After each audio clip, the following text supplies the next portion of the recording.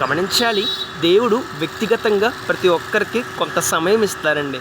కారణం ఏంటంటే వారు తమ జీవితాన్ని మార్చుకుంటారని, వారు తమ జీవితాన్ని సరిచేసుకుంటారని, వారు తమ జీవితాన్ని బాగు చేసుకుంటారని, వారు తమ జీవితాన్ని సరిచేసుకొని పాపమును విడిచిపెట్టి పరిశుద్ధంగా జీవిస్తారని, వారు తమ జీవితాన్ని సరిచేసుకొని దేవుని వైపు తిరుగుతారని, వారు తమ జీవితాన్ని సరిచేసుకొని దేవుడు మెచ్చినట్లుగా జీవిస్తారని, వారు తమ జీవితాన్ని సరిచేసుకొని లోకముకు దూరమై దేవునికి దగ్గరై శ్రేష్టమైన ఆశీర్వాదాన్ని పొందుకుంటారని దేవుడు సమయం ఇస్తారండి.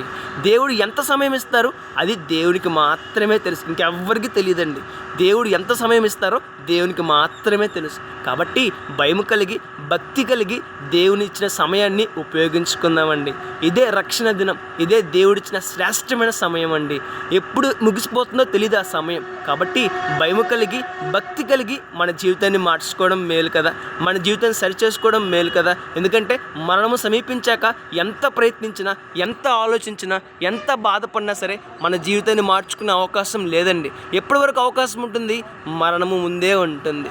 మనము ముందే మన జీవితాన్ని సరిచేసుకోగలం, బాగు చేసుకోగలం, మారు మనసు పొందగలం, మారు మనసుకు తగిన జీవితాన్ని జీవించగలం, మారు మనసుకు పొందే ఫలితాన్ని అనగా శ్రేష్టమైన పరలోక రాజ్యాన్ని పొందుకోగలం. ఒకసారి ఆలోచించేద్దాం, మన జీవితాన్ని మార్చుకుందాం, దేవుడిచ్చిన సమయాన్ని వినియోగించుకుందాం, జీవితాన్ని సరిచేసుకుందాం, శ్రేష్టమైన ఆశీర్వాదాన్ని పొందుకుందాం. May god bless you all.